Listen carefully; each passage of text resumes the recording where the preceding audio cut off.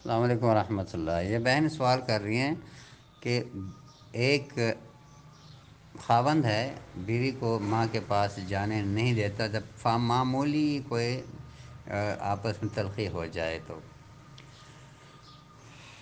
اس کا قرآن سنت کے ساتھ سے کوئی حل؟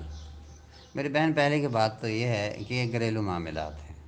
گھریلو معاملات کے لیے قرآن سنت نے ایک دوسرے کے حقوق کا خیال رکھنے کہا ہے۔ بیوی کا حق یہ ہے کہ کھانے سے لے کر لباس تک، بیماری کے علاج تک، ہر چیز کی ذمہ داری خاوند پر ہے۔ یہی تو خوبی ہے اسلام کے اندر کہ خاوند چونکہ مضبوط اعصاب کی ہیں، دماغ کے اعتبار سے بھی اور جسامت کے اعتبار سے بھی، اور ہر ایک سے ملنے جلنے اور کام شام کے اعتبار سے بھی یہ سارا کچھ کر سکتا ہے۔ اللہ نے اسے صلاحیت دی ہوتی ہے۔ عورت کے پاس بے شک تعلیم آ جاتی ہے، باقی جو اس کی صلاحیت جو کسی بندے کو باہر نکلنے کی ہوتی ہے، نکل کے کرنے کی ہوتی ہے، وہ عورت میں نہیں صلاحیتیں ہوتی ہیں۔ تو اس لیے ذمہ داری ہر ایک کی، اور گھر کی جو ذمہ داریاں وہ عورت کو ہے کہ وہ خاوند کا خیال رکھے، اس کی خواہش پوری کرے، اور اس کا کھانا پینا اور جو گھر کے معاملات ہے، اس کے کپڑے دھونے وغیرہ وغیرہ وہ گھر کے کرے۔ اگر ہم ایک دوسرے کے حقوق کا خیال رکھنا شروع کریں تو معمولی چپکلش لڑائی تو کہاں معمولی چپکلش بھی نہیں ہوگی۔ اب میں قرآن سنت کی باتیں تو یہی ہے جو میں نے آپ کو بتا دی۔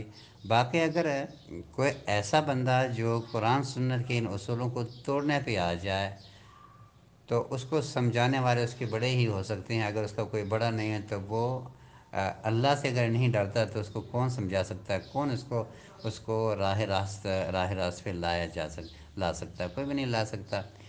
سمجھایا ہی جا سکتا ہے اور اس کے لیے دعا ہو سکتی ہے، اور جو بیوی اس کی ہے جو اس کی شکنجے میں ہے، اس کے لیے دعائیں کر سکتے ہیں، اللہ تعالیٰ اس کے لیے آسانی کرے۔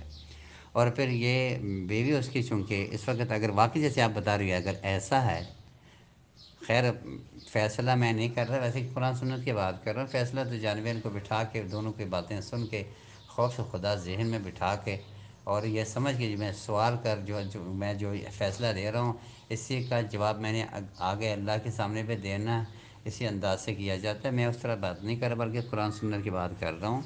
وہ یہ ہے کہ حقوق کا خیال ایک دوسرے کا نہ رکھیں، اور وہ اللہ سے نہ ڈرتا ہو تو کوئی ثالث بندہ بٹھا کے اسے سمجھایا جا سکتا ہے۔ باقی میری بہن، دعائیں مظلوم لوگوں کی دعائیں قبول ہوتی ہے۔ اگر واقعی یہ مظلوم ہے یہ بہن، تو وہ اس مبارک مہینے کے اندر اللہ سے رابطہ کرے، اللہ سے سرگوشی کرے اور اپنے مسائل اللہ کے آگے رکھے، تو یہ سب سے بہترین حل ہے۔